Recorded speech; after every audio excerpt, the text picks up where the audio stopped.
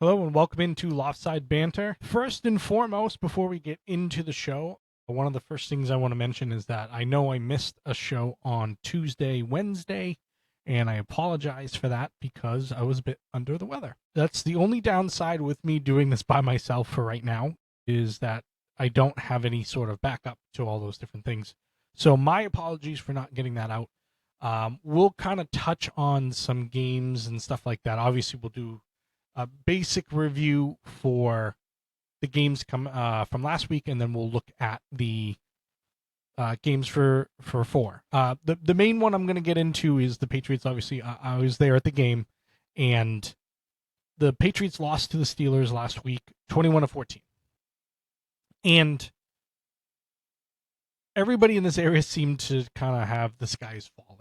And that's not out of the norm for this area for sports and everything else like that. Some of the great stuff that we can kind of go into is I don't think the sky is falling for the New England Patriots. And yes, they lost the game, but realistically, in your first 3 weeks, you lost to the Raiders.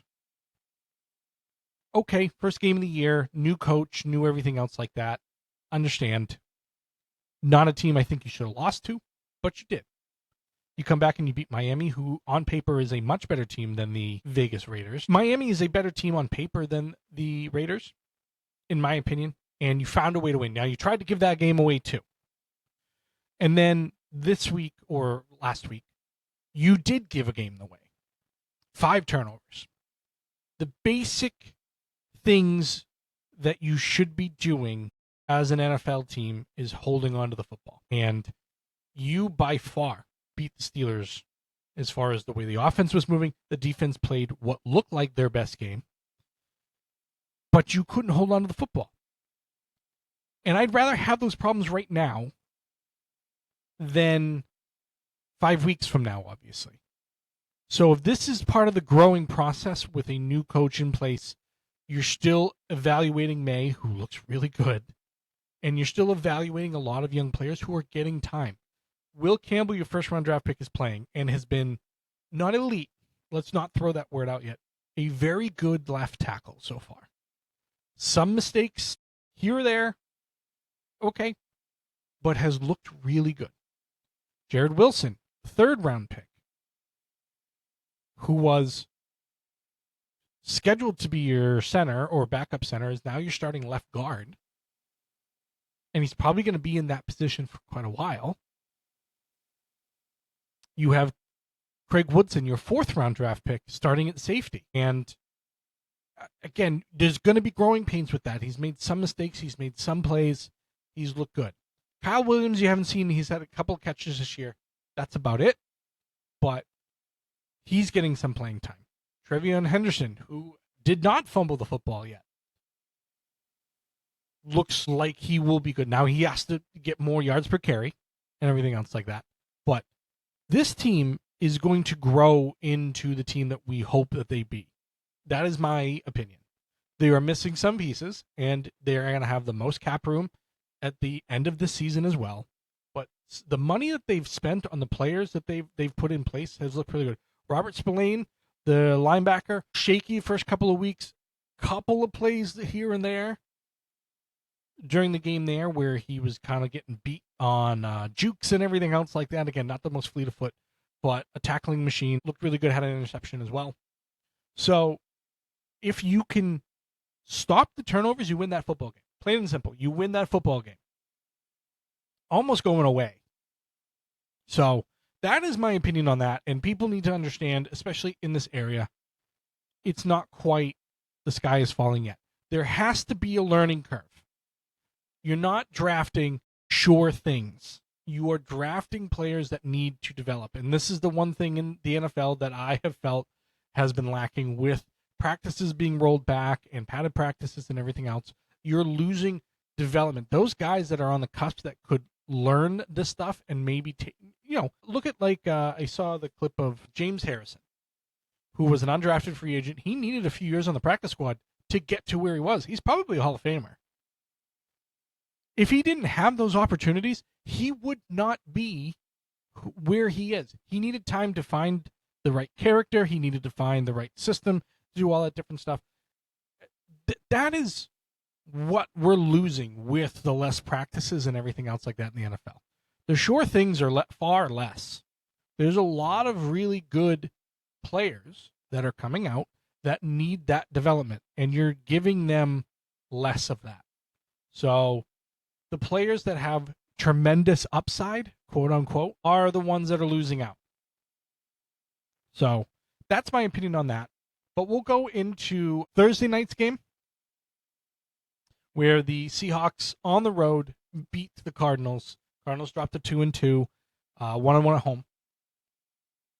And Kyler Murray is the most confusing person on the face of the earth as far as a football player. 27 of 41, 200 yards, under 5 yards a throw, 2 interceptions, led the team in rushing. It seems as if he'll just do things that you don't think are possible on an NFL field, and then all of a sudden he'll make that mistake. And I don't necessarily think he's going to get any better than where he is.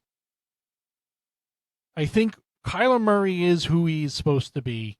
And when they drafted him, again, freak athlete, can do amazing things, get out of trouble, can give himself that extra second to make plays. But the plays that are being made are not consistent. And that's the problem I think Arizona has. Now, they scored 14 points in the fourth quarter. They tied the game up. They came back. It looked like they were going to get destroyed. They were down 14-0 at halftime. So I give them all the credit. They're never down and out. It looked very, very weird early on with Marvin Harrison Jr. just not connecting with Kyler Murray, and I thought that was a miscommunication thing. And then all of a sudden, that blew up for 6 catches and 66 yards and a touchdown. So, I mean, to not count themselves out of it and to do the things that they did to come back in this game, you know, that's kind of where Arizona is. And I know I mentioned it a few times where I had somebody in the YouTube comments tell me that the Arizona Cardinals were going to be a much better team, and they still have every possibility of doing so because they've been in all the games, but they played 2 easy games to start off the season with, and they won barely. And now they're losing to better teams. They lost to a Mac Jones 49ers team, and they've lost to the Seattle Seahawks, who I think are better than probably the credit I gave them to. I wasn't a huge fan of Mike McDonald, but the defenses look pretty good under a defensive specialist. Now, is Sam Darnold going to be the Sam Darnold that we saw? And he's starting to kind of show that. 105 yards, 5 touchdowns, 2 interceptions so far in the 4 games that they've played. So, again, can he consistently keep doing that? I don't want to keep mentioning it, but I'm going to. Can Sam Darnold consistently continue to do what he's doing? And that is not give games away, essentially.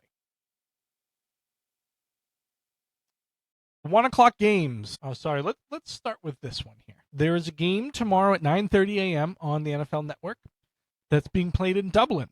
This is the first game ever in Dublin. The Minnesota Vikings take on the Pittsburgh Steelers. So the Pittsburgh Steelers 2-1 after beating the Patriots last week. They don't look great.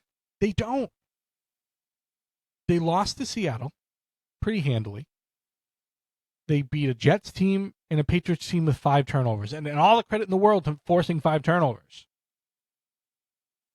But they don't look great. The offense moved early on in the game this last week, scored 14 points right off the bat, and then didn't move at all until, even with 5 turnovers, they only scored 7 points off the turnovers. So, I mean, again, they don't look great. I'm not buying it. I'm not buying that Pittsburgh is, and again, I think their ceiling is getting into the playoffs and getting knocked out in the first round. That's what I think the ceiling is for them. The Vikings, Carson Wentz has had to step in. He's going to step in again this week. I don't necessarily buy into the Carson Wentz rejuvenation, but Kevin O'Connell has proven he can take young players that have struggled, and be a quarterback whisperer. Does that mean that Carson Wentz is back on and being an elite quarterback? And again, I don't think he was necessarily anywhere near elite when he was with Philadelphia. He had 1 good year that he was knocked out of, and then after that, he wasn't very good. So that is the question you now have for that. But he looked good last week. Minnesota came out and beat the Bengals 48-10. It was not even that close. And to say that they've lost by, I don't know, 38 points means they played atrocious. And so I feel bad for Bengals fans. But right now, Minnesota's 1.5 point favorites. I'm going to take Minnesota with the points. And we're going to write these down. I'm going to get me a notebook. We're going to write these down. Actually, I got a sticky note. That's what I got. And Jessica's a mess with cards and everything else like that. But I said take Vikings. We're going to see how well I do. -1.5. Cool. This is for me. I'm not condoning you gambling and using my picks, but we have the Patriots at home, who were 0-2 at home against the Panthers, who just scored 30 points and didn't give up any against Atlanta. Now, I think the Patriots' offense is a little bit better than Atlanta's right now, but that's just me. And again, I have a little bit of bias to me. 4.5 point favorites for the Patriots. I'm going to call this a field goal, so I'm going to take Carolina plus 4.5. Writing that down. But I think the Patriots finally break through at home. The inconsistency that the Panthers bring is what I'm banking on. To have a really good game last week against a team, again, I don't think is quite there yet, but has proven that Michael Penix can play well and everything else like that. To win 30-0, great, good on them. That is what you wanted to see from Tet and Bryce Young and everything on that offense, is to be able to score points. The Patriots have a little bit hanging over their head right now with the way that they played last week. And their defensive coordinator, Terrell Williams, was diagnosed with prostate cancer and will be out. And they will continue to have Zach Kerr. I think it is Zach Kerr, I believe his name, the linebackers coach, calling the defense. Terrell Williams will be around the team and everything else like that, but there's going to obviously be a process and stuff like that, and it's a little bit more of a heavier subject than just football. Bryce Young, 69 of 114, 4 touchdowns, 3 interceptions, 600 yards. Drake May, 77 of 106, 5 touchdowns, 2 interceptions, 785 yards. So Drake May has played better than Bryce Young. The fact that Drake May is the leading rusher on the team is a massive problem. And we can talk about Ramondre Stevenson and his fumble issues. The team does need him. And for all the experts and stuff like that just saying, bye, cut him, get a new guy. Yeah, early on in the week, I thought about something like that. Hey, we can go find a bruising back to not drop the ball every 5 times he touches it. And that's a made-up statistic. But the simple fact is, Ramondre has had this issue last year. You have Travion Henderson, who has to do a little bit more. Ramondre has kept himself in this role because he's now learned how to catch the ball out of the backfield and be a fairly good receiving back, which was something he didn't have his first few years. But if you can't handle on football, you're not going to play. But they need him to play. The Patriots have to understand that Travion and Antonio Gibson can probably carry the load, as Travion be the number one guy, Antonio Gibson be your third down back. That's fine. But at some point in time, there's got to be, hey, you know what? You can't hold the football. That's it. But you need a bruising back if Travion is going to be your next guy. You need a bruising back. A guy that can run people over. And Ramondre can do that. It's just, again, the fundamentals of football are simple. Don't lose the football. That's it. Next 1 o'clock game, you have the Chargers 3-0, 1-0 on the road playing the New York Giants. And the New York Giants are going to start Jackson Dart. I have the Chargers -5.5. I think they're going to win by more than a touchdown. So I'm going to take that. Jackson Dart is the X factor because you don't know what to expect from him. He looked good in the preseason, but again, we're talking about playing against second and third string guys. The Chargers with Justin Herbert look phenomenal. Marion Hampton is going to be your starting back going forward. due to Najee Harris being out. Russell Wilson benched. Again, he was past it. And this is where we're at. Again, throw it against the wall, see if it sticks type of thing. Yes, I understand all of that. Jackson Dart is your starter now. I think you're going to see him. This is Brian Dable trying to save his job. Simply trying to save his job. If Jackson Dart is successful and he looks really good and Jackson Dart speaks highly of Brian Dable, he's saved his job for one more year probably. But as of right now, I mean, that's what he's trying to do. They're looking to start 4-0 in LA. They're in a great position to win the West.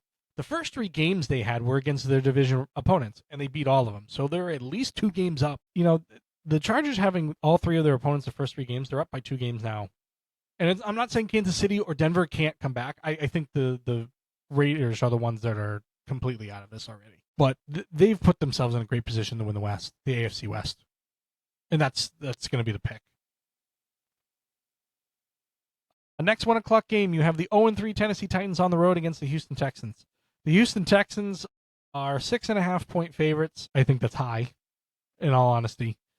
I think the Texans and the Titans, I think it'll be close. You know, let's take the Titans plus 6.5 as the kind of big underdog take for this week. The Houston Texans have every means of demolishing the Titans at this point. I just don't think it's going to happen. I'm not really sure what to think of C.J. Stroud. It seems like he's not gotten out of that slump. They've given up only 51 points in their 3 losses. So again, they're not losing by a ton. But here we are. You know, we're here to... I just don't know. They're a tough team to kind of put your head around. They should have been far and away the better team or the best team in this division. Indianapolis has taken that over with Danny Dimes and Indiana Jones, if you will. But the Texans, their running game hasn't been great. It seems like they're constantly targeting Nico Collins. The defense hasn't been able to really stop anybody all that much. But again, they're not giving up a ton of points. The Titans, you know, young team. That's it. They're just a young team. And they're Tony Pollard's been running really well. They just haven't been able to punch it in. Cam Ward's only thrown 99 passes in 3 games. So, again, not a huge sample size so far. Again, that team was going to go through growing pains, and I think that's fine. The next game we're going to look at is the Washington Commanders, who are 2-1, going on the road against the Atlanta Falcons. No Jaden Daniels for the second week. Why am I so close to the camera now? 3, 2, 1. The Washington Commanders do not have Jaden Daniels this week. It'll be Marcus Mariota again, but they won pretty handily last week. Again, we're at a point where these 2 games are probably the best ones for Jaden Daniels to miss, and you'd rather him not be injured. Now, he's on my fantasy team, so this hurts me a little bit. But on the road, with a backup quarterback, I'm still going to take the Commanders minus 3.5. So, Dan Quinn is returning to Atlanta as the Commanders head coach. As you remember, he was the head coach for the Atlanta Falcons at one point. The teams, or at least the Atlanta Falcons, thought they had a quarterback controversy. They're not going to play Cousins. There's no future there. It's kind of like the Browns playing Joe Flacco, and again, we'll get into that as the Browns won last week. It's just one of those things that they're playing Michael Penix, and he looked horrible last week. So Kirk Cousins comes in, doesn't do anything different. They didn't come back, and he didn't score any points, anything else like that. So this is where they're at. I think the Commanders still on the road with a backup quarterback still win this. I think they're a better overall team, but I think Michael Penix will probably bounce back this week, and it'll be a lot closer than we think. I think it'll still be like a 4-point, 24-20, something like that. The game that everybody probably picks this week is the Saints are 14.5-point dogs to the Buffalo Bills. The Saints have not looked good. The Saints have Spencer Rattler, who's 0-9. If he loses this game, which probably will happen, he'll be one of 5 or 6 people that have gone 0 for 10 in the first 10 starts that they've had. And he isn't playing horrible. It's just the Saints are just that bad right now. And it pains me to say that. They've given up 90 points in 3 games, so they're averaging 30 points, giving up 30 points each game. Josh Allen looks really good for the Bills. You can't say anything more than that. James Cook looks amazing. Keon Coleman has looked really good. Excuse me. It's just, 14.5 points is a lot. I'm going to take the Saints plus 14.5. I think it's going to be, I just think it's going to be a little bit closer than that. I think they'll lose by 13. I think the Bills will give up yardage at the end of the game, and there'll be garbage time scores and everything else like that. It's not going to look close. Let's just put it that way.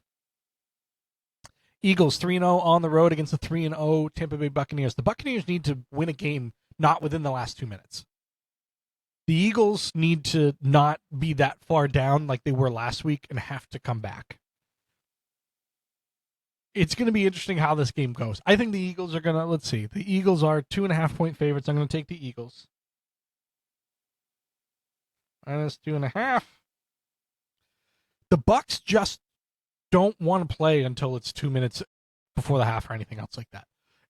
That's what's weird to me. They've won. I'm looking at the numbers as we kind of go through. That's why I'm laughing. Tampa Bay is 0 and has 72 points for and 66 given up. They've only won the combined 3 games by 6 points. So the average margin of victory is by 2 points. So that should tell you everything you need to know. It'll be interesting how this game goes. I think if Philadelphia gets up, they're better to the point of the defense is a little shaky to me. It's a little shaky comparative to what they were last year. Now, they got picked apart after the Super Bowl. But this is exactly a type of game that a team could be ahead the whole time, and then the Bucs decide, hey, we'll play in the last 2 minutes, we'll keep it close, and then whatever. So we'll see how this game turns out, but I got Philadelphia -2.5. You have the Cleveland Browns, who beat the Green Bay Packers last week, which was the biggest kind of weird one-off game you've seen. Whatever. Cleveland fans, I'm glad that you got a victory over what was one of the better teams, if not the best considered team in the league going into week 3.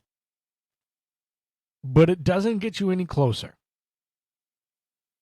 It's a great story. It's a great win. It proves the point that any given Sunday can happen. Any team can beat any team. But you got the Detroit Lions up next. We're 8.5-point favorites, who I am taking.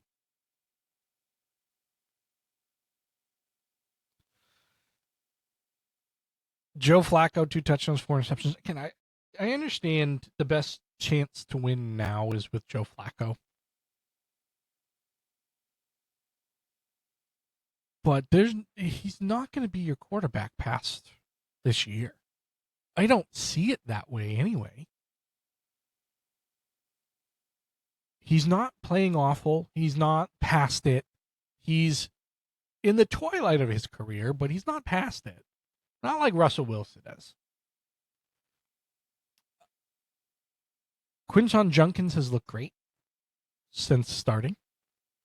Harold Fannin Jr., the tight end that they drafted out of Bowling Green in the 3rd round, who I said probably not great, probably not a great pick. 15 catches, 136 yards. He's their leading receiver. Myles Garrett is still doing Myles Garrett things. Carson Schweschinger, the rookie out of UCLA, leads the team in tackles. All of these young players. Mason Graham looked great last week. Joe Flacco, rookie running back leading you in rushes. Rookie tight end leading you in receiving yards.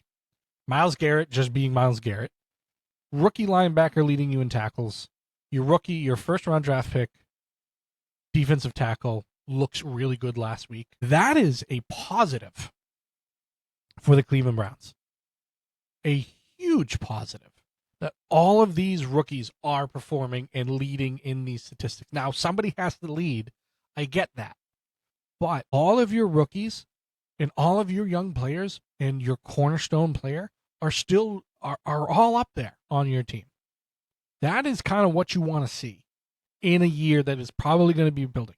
Now, if they could move on from Flacco to either Dylan Gabriel or Shedeur Sanders, who knows what dynamic would change? But you would want all those guys kind of leading your team. That being said, again, they did get the win last week. Cannot complain about it. I don't think they're any closer to the Super Bowl, sorry to say. But there are blocks in place. And it's the first time in a long time the Cleveland Browns can say, there are blocks in place that look really good or look like they can be really good.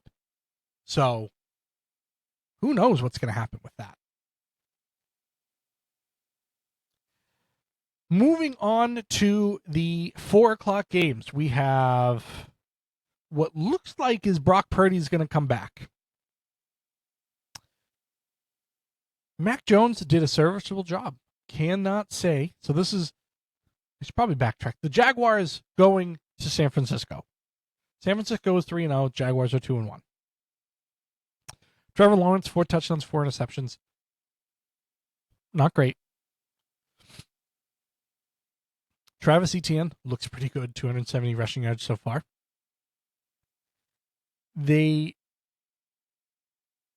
lost to the Bengals in that weird 3 interceptions by Jake Browning, but yet still somehow got them there and got a win out of it and everything else like that. Wonderful. They beat the Texans, which is, again, they only scored, it was 17-10. It wasn't like a blowout game, whatever. But if San Francisco, Nick Bosa's out, if you have Brock Purdy back, you have some answers to some different things. Ricky Pearsall has looked great, and he was shot last year. So, Mac Jones, serviceable, like I said. If Brock Purdy's back, I'm going to go with the 4.5 points with the 49ers. 49ers are falling into that injury bug type season again. Just looking at this, CJ West out. Renardo Green, one of their cornerbacks, questionable.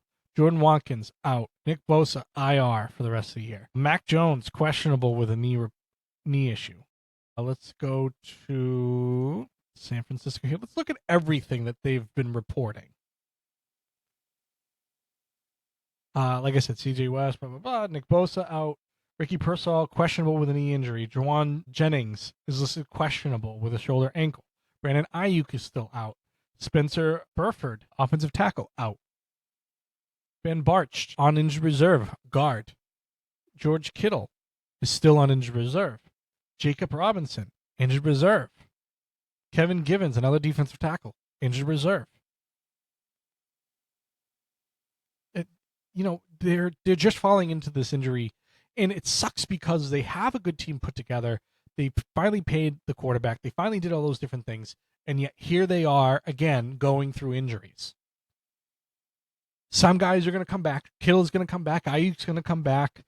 It looks like Jennings is going to come back. McAfee, Ricky Pearsall are there. They have the tools. They have the players. It's if they can stay on the field. And we said it last year, I don't normally use injuries to say, hey, well, this team sucked because the injuries. Everybody has injuries. We all know that.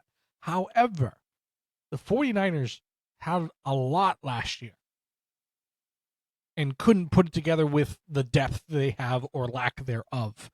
Here, we're going through the same thing, which means a lot of pieces need to move in the offseason. And they're probably going to be rebuilding sooner rather than later. The Indianapolis Colts, a surprise 3-0 Indianapolis Colts take on the Rams in Los Angeles. I want to say Indianapolis is going to go in there and they're going to win. They're going to cover the 3.5 that they're dogs. They're 3.5 point dogs on the road against the Rams.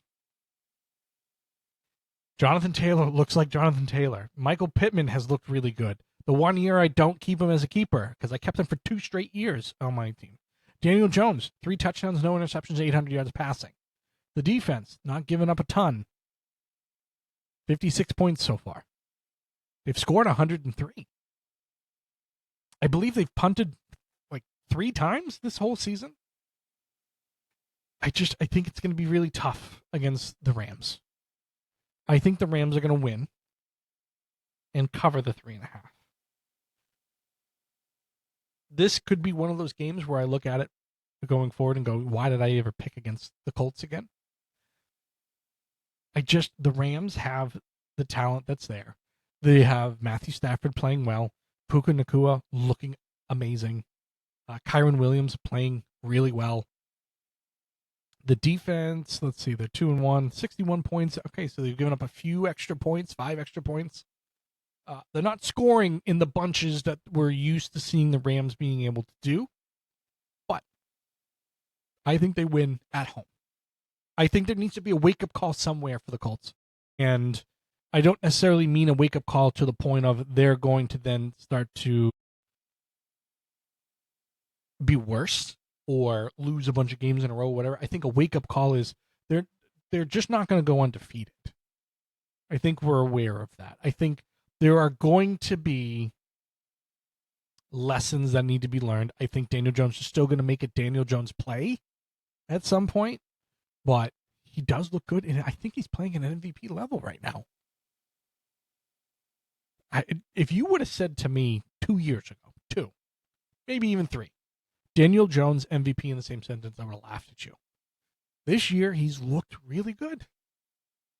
And we've mentioned it 100 times. He needed these things in place, including an offensive line. The 1-2 Ravens travel to play the Kansas City Chiefs at 4:25 tomorrow. This may be a deciding factor for one of these teams. It is literally split down the middle. It has the Ravens as 2.5-point favorites, which I am going to take.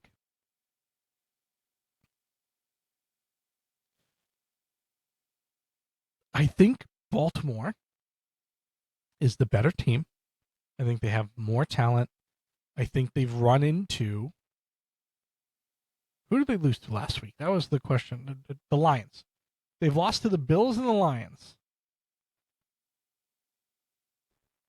2 really good teams.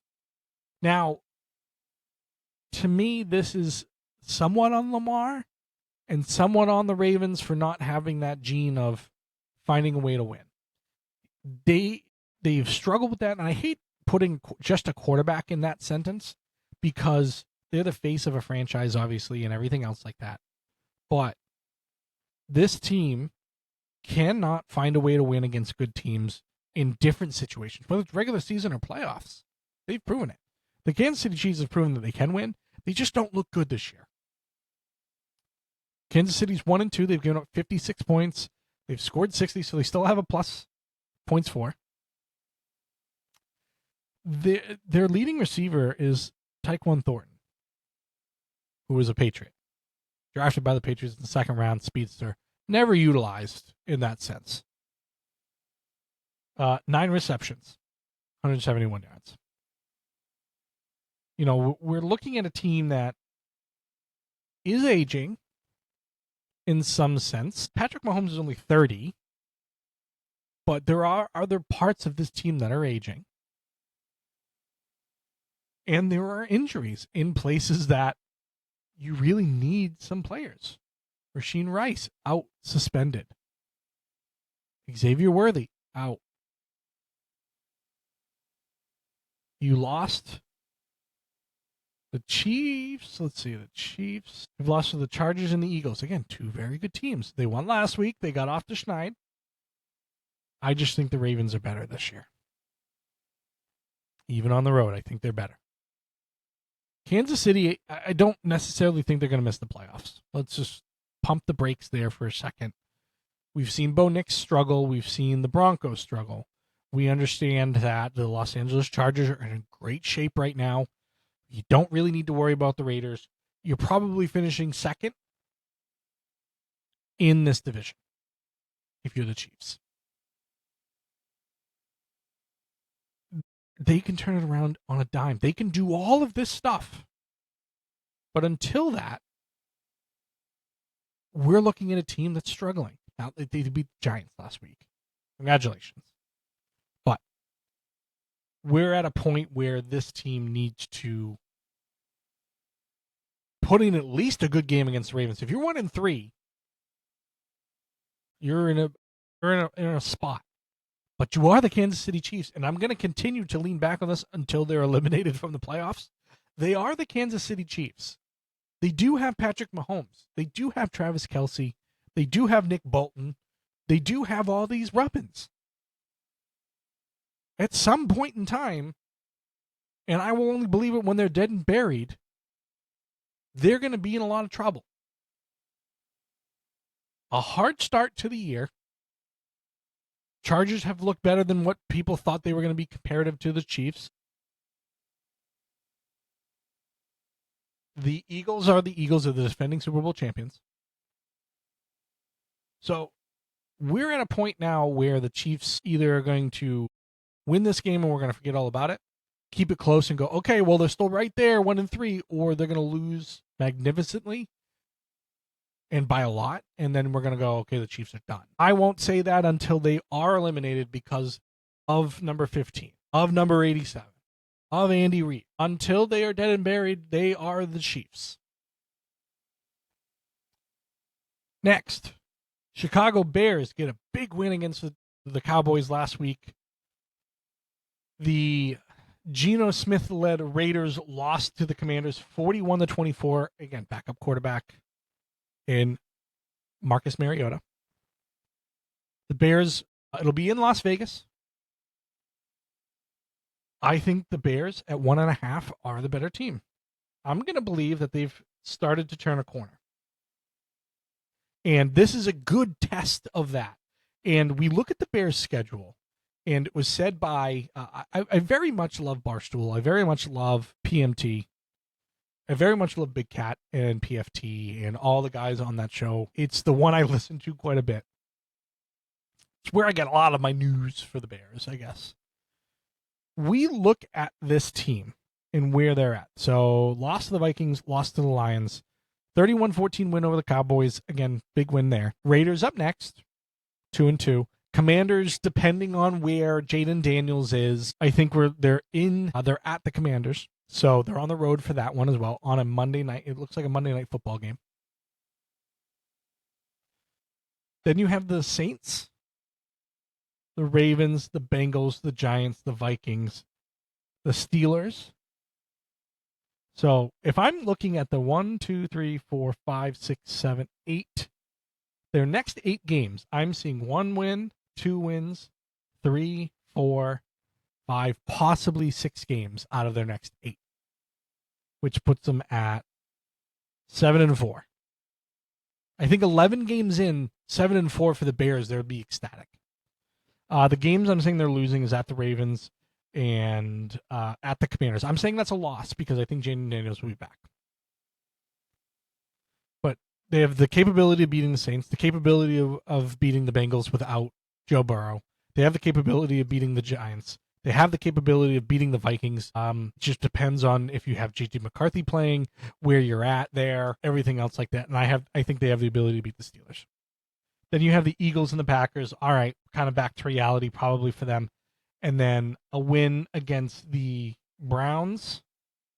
I think they have the ability to beat the Browns. I mean, they're probably 9-8-ish in that range.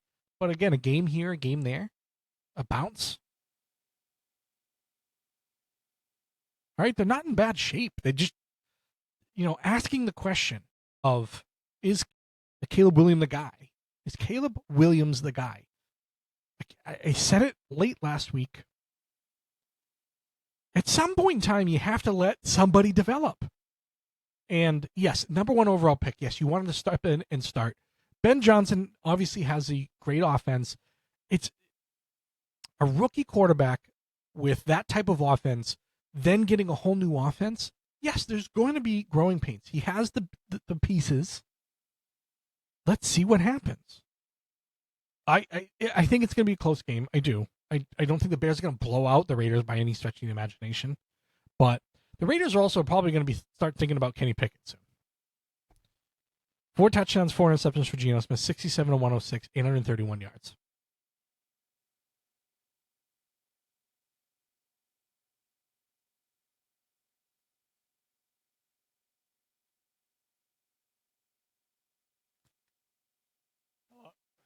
I just think the Raiders are going to be stagnant. Geno Smith has never been the best quarterback. He's been able to do this for a long time. Obviously, drafted by the Jets, didn't work out in New York, moved around a few different places, and here we are now. Let's see, he was a Giant for a couple of games. He was a Los Angeles Charger for a couple of games. Then he was in Seattle, and he didn't play 2020. Played in 4 games in 2021, and then started to put together seasons of 4,000 yards, 30 touchdowns, 11 interceptions in 2022. And even last year, 21 touchdowns, 15 interceptions. But again, now you're starting to see that he's regressing a bit. He's 34 years old, not young as far as a football player is concerned.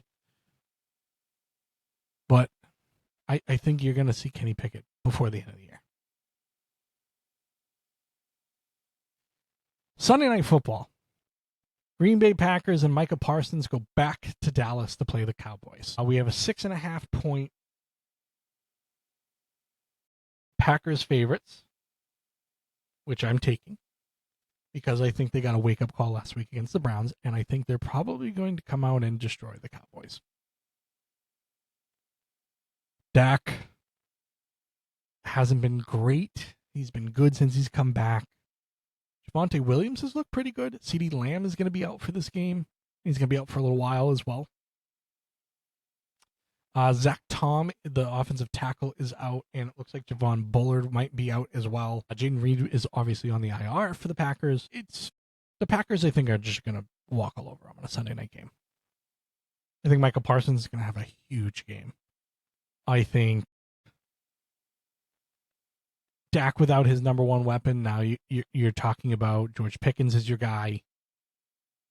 Great. Awesome. We're going to have to see what happens here. Because the Cowboys just have all this talent, and they just don't seem to be able to put it together. And then, again, the injury problem has always been that issue. But I think Green Bay got a wake-up call, and they're going to have a get-right game against the Cowboys. And I want it to be close. I love Sunday Night Football games, Monday Night Football games. We actually get 2 Monday Night Football games again. And the first one is the Jets and the Dolphins. Justin Fields is back. With Justin Fields, you know something?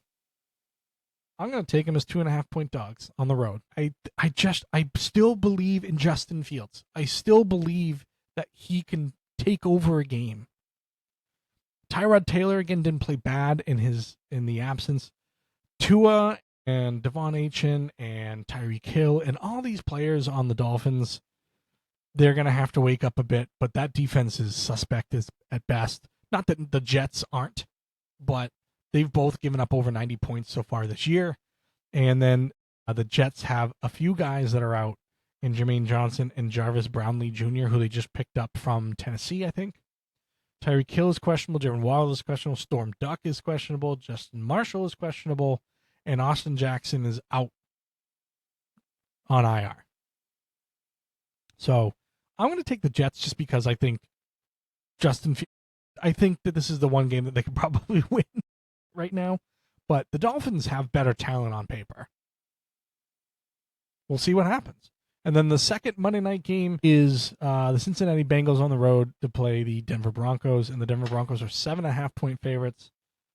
I'm going to take them for that. This one thing with this game is the Bengals were so bad last week. A lot of people will count them out.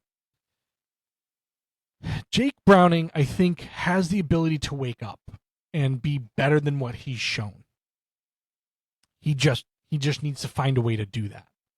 Your leading rusher, Chase Brown, has 93 rushing yards in 3 games, which is atrocious. Jamar Chase is still there. Trey Hendrickson is still playing it, and leading the team in sacks. The air is out of that building. They understand where they're at. I don't want to count out the Bengals quite yet, just because I think there's still time for them to rally together. Teams like this always find a way to rally and get some wins someplace. This could be one of them because Bo Nix hasn't blown anybody away. Neither has Denver as a whole. They haven't blown anybody away. They're playing a tough schedule. They've lost to the Chargers and the Colts. They gave the game away for the Colts. So, and the coaching they have and everything else, everything's there for the Broncos. Again, the Broncos and the Chiefs are going to fight for second place in this division. The Bengals, I don't want to count out quite yet. I don't. I thought they'd be a little bit better with Browning because he's been there for a little while, but he's obviously a huge drop-off from Joe Burrow.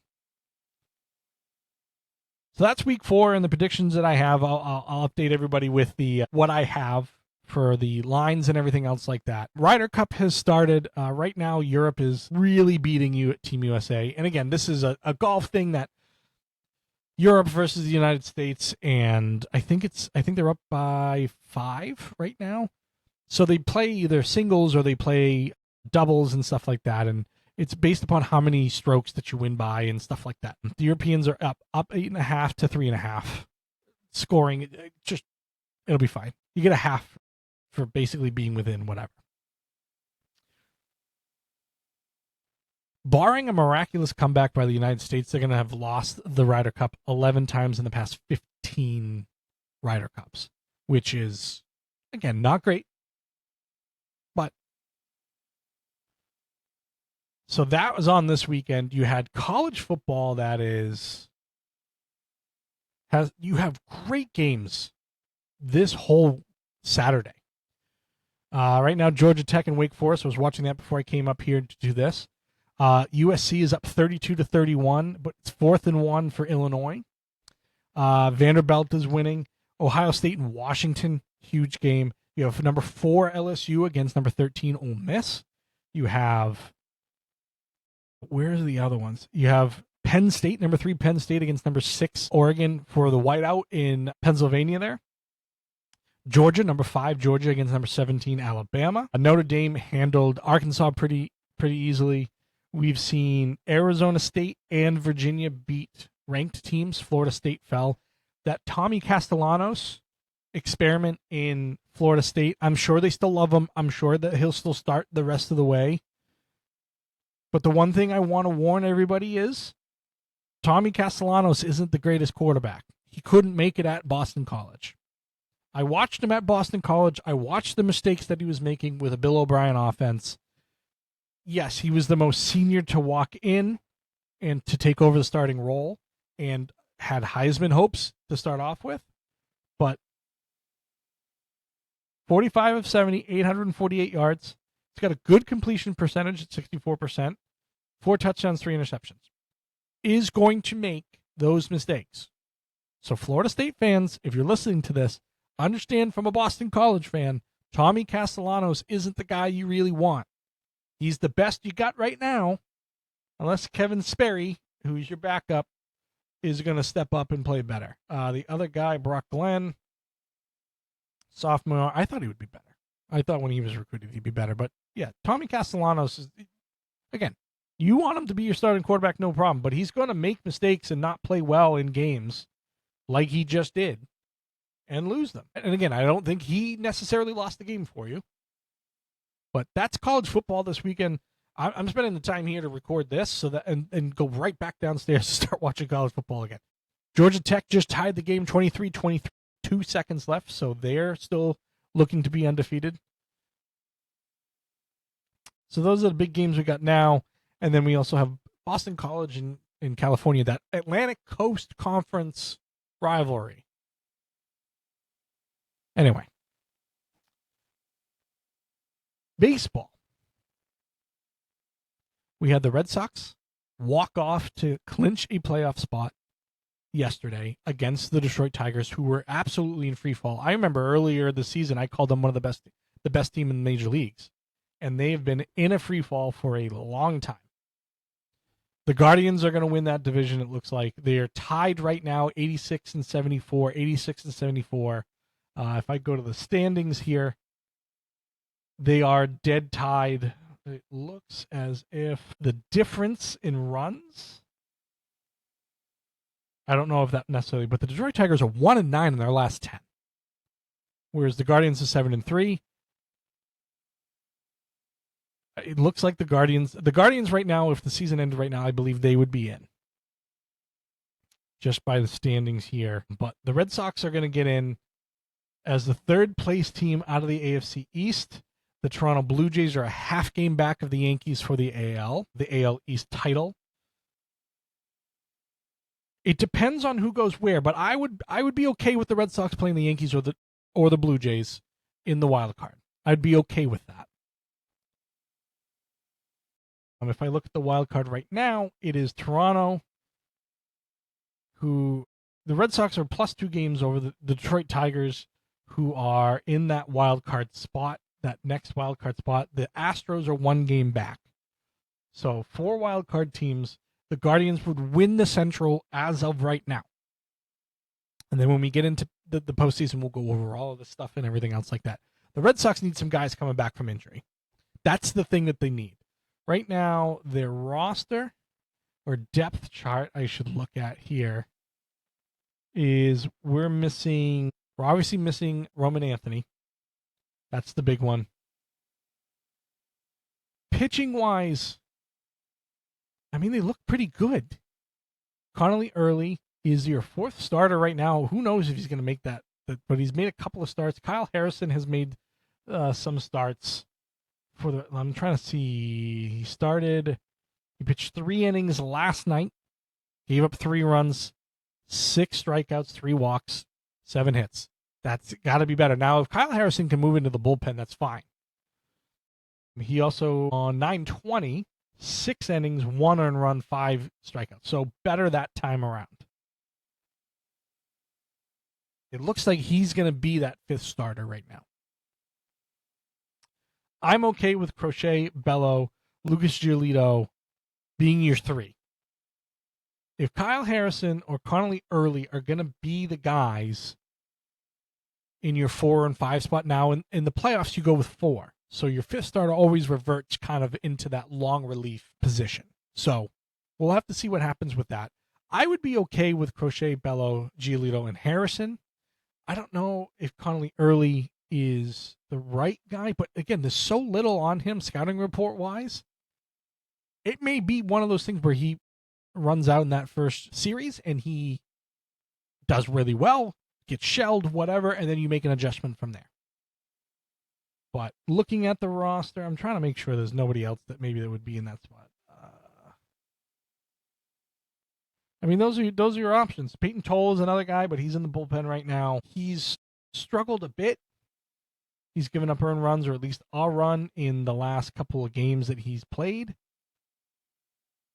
But he's been that long relief guy. Now, again, Peyton is very young, and I'm sure he'll be in the rotations next year or the year after, whatever.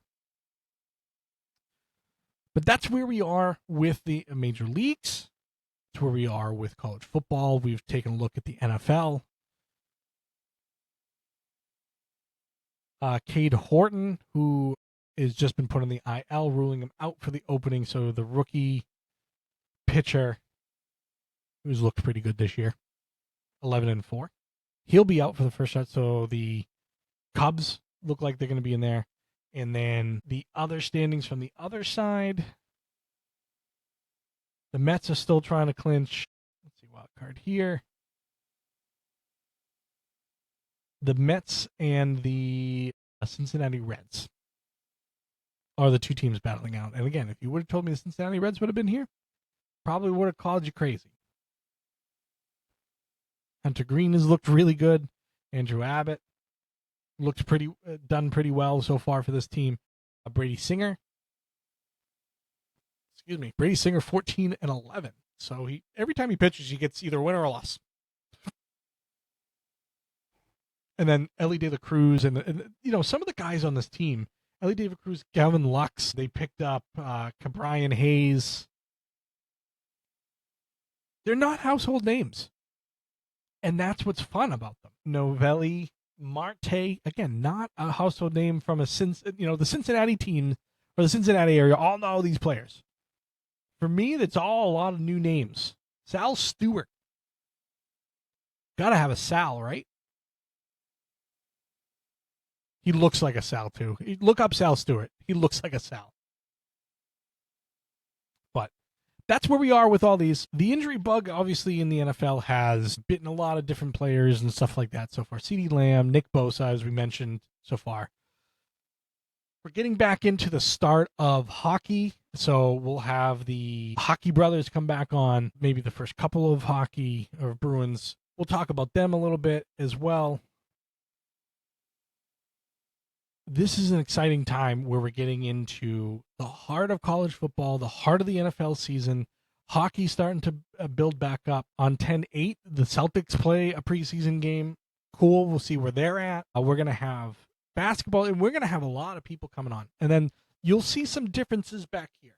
We're working on this right now. Mainly, we're probably going to move to a bigger area of the house and set it up like an actual studio and everything else like that. Doesn't mean the Loftside name is going to change. You probably won't even notice it, half of you, and that's fine. But from there, a lot of exciting things happen. We're looking to bring on some other podcasts to the platform and everything else like that. So a lot of stuff is happening. Again, my apologies for missing early in the week, just being under the weather. That's the only downside with this right now is it's being operated by me, and you're at the whim of some of that stuff. But as of right now, back on track. So thank you for listening in. Please visit us at loftsidebanter.com. That's loftside.bantr.com. Loftsidebanter@gmail.com is the next thing as well. And what I can tell you is a lot of exciting things are still happening. And again, whereas we grew really quickly to start off with, it's leveled out a little bit, which is fine. But please leave a like, a subscribe on YouTube, Podbean, all the different places like that. It really helps out with everything. And we hope to see you next time. Thank you very much.